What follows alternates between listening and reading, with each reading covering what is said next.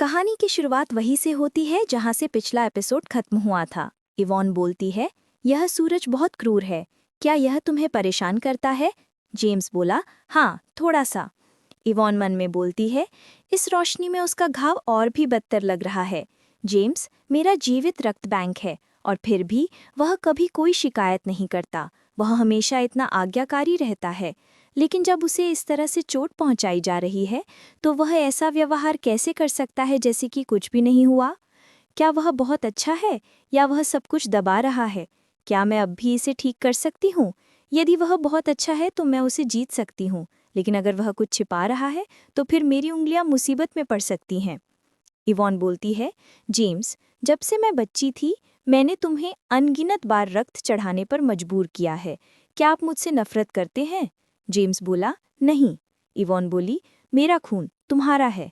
Ivan मन में बोली, यह मेरा सम्मोहन कभी विफल नहीं होता और सम्मोहन के प्रभाव में आप झूठ नहीं सकते।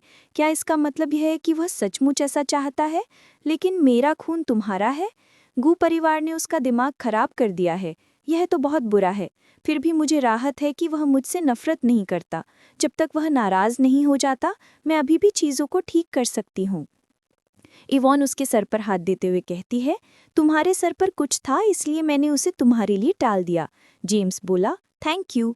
इवॉन बोली, चलो चलें, हम कुछ खरीदारी करने जा सकते हैं। इवॉन मन में बोली, अब से मैं जेम्स के प्रति अतिरिक्त अच्छा व्यवहार करूंगी, उसे खलनायक बनने से रोकने के लिए।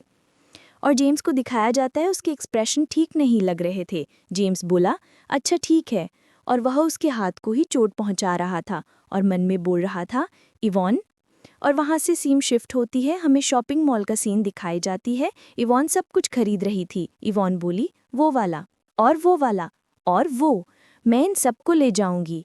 और इवॉन बाहर जाते हुए कहती है, मैं जेम्स से हिसाब बराबर करने की कोशिश कर रही थी, लेकिन मैंने ज़रूरत से ज़्यादा खरीदारी कर ली और अब वह सब कुछ उठा रहा है।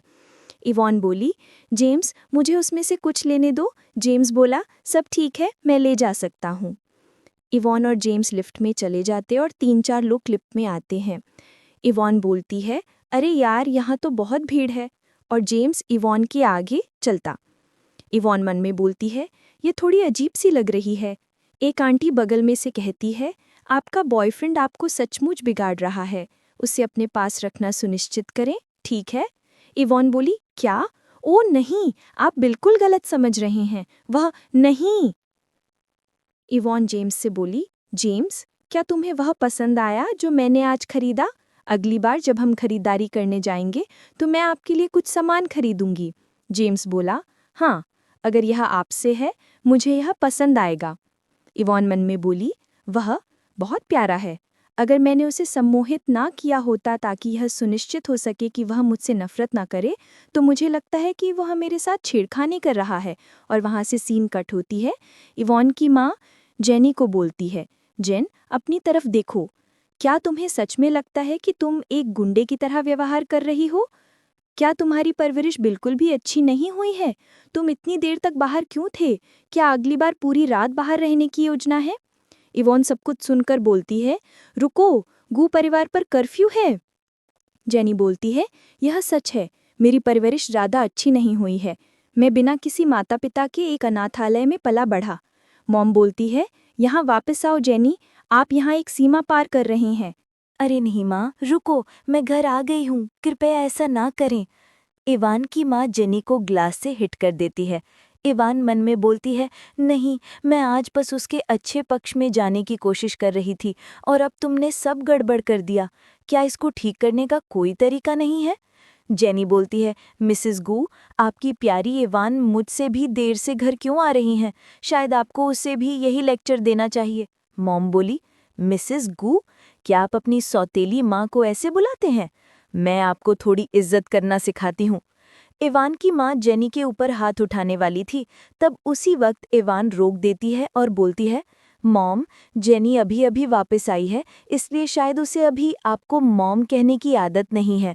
हमें सच में उसे थोड़ी छूट देनी चाहिए। मॉम बोलो, गुड गर्ल इवान, तुम जेनी जैसी बिल्कुल नहीं हो, ये तो बदतमीज लड़की है। इवान बात को टालते हुए बोलती है, वैसे माँ, क्या आपको उन स्किन केयर प्रोडक्ट्स के रिजल्ट मिले जो विवियन ने मुझे दिए थे? मॉम बोली, हाँ, वो सांप लेड कंटेंट था। ये पहली नज़र में अच्छा लग सकता है, लेकिन लंबे समय में ये आपका चेहरा खराब कर देगा और आपकी जान भी ले सकता है। इवान बोली, वो ऐसा कैसे कर सकती है? मैं हमेशा उसके साथ दोस्ताना रही हूँ।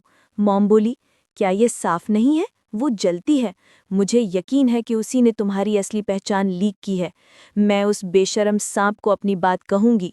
शुक्र है जेम्स ने वो आखिरी जाड़ तोड़ दिया जो विवियन ने तुम्हें दिया था, लेकिन हमें अभी भी आपको हॉस्पिटल में चेकआउट करवाना है। इवान बोली, हाँ, जेम्स ने मेरी जान बचाई सचमुच, नहीं तो मेरा फेस खराब हो जाती। माँ, आपने अभी तक खाना नहीं खाया है ना? मुझे अपने साथ डिनर करने दो। इवान मन में बोलती है, चलो यार, एक मुसीबत तो टली। और पीछे से जेम्स यूएन दोनों को घूर रहा था और वहां से सीन कट होती है। हमें इवान को दिखाई जाती है जो कि सीढ़ियों से नीचे आ रही थी। इवान मन में बोली, ओ, एक और प्रॉब्लम खत्म हो गई, मुझे इसे आखिर तक जारी रखना है। और इवान आगे जाकर देखती है जेनी उसके सामने खड़ी थी। इवान मन में बोली, रुको, जेन मेरे दरवाजे पर क्यों है? नहीं लगता कि आप कुछ भूल रहे हैं। इवान मन में बोली, भूल रही हूँ? मैं क्या भूल रही हूँ? क्या वो यहाँ लड़ाई शुरू करने आई है? इवान जेनी को बोली, बहन, माँ विवियन से बहुत नाराज थी, इसीलिए वो तुम्हारे साथ इतनी सख्त थी। मुझे इसके लिए माफ़ करना। जेनी बोली, मैं इस बारे में बात नहीं कर रही हूँ। जेनी इवान की तरफ फ़ोन दिखाते हुए कहती है, कार्ड या कैश? क्या आप पैसे नहीं देंगी? इवान बोली, बिल्कुल, मैं तुम्हें अभी पैसे भेज दूंगी दीदी।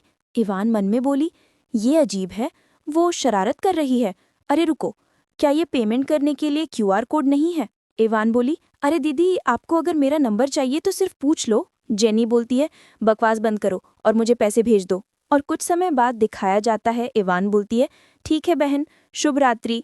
और हमें दिखाई जाती है जिस चीज़ का क्यूआर कोड था, मतलब कि नंबर वगैरह का या फिर मैसेज वगैरह का, उस चीज़ को हमें दिखाई जाती है। उसमें लिखा था, एक प्यारा परिवार। इवान ने आपको ग्रुप चैट में शामिल होने के लिए इनवाइट किया है।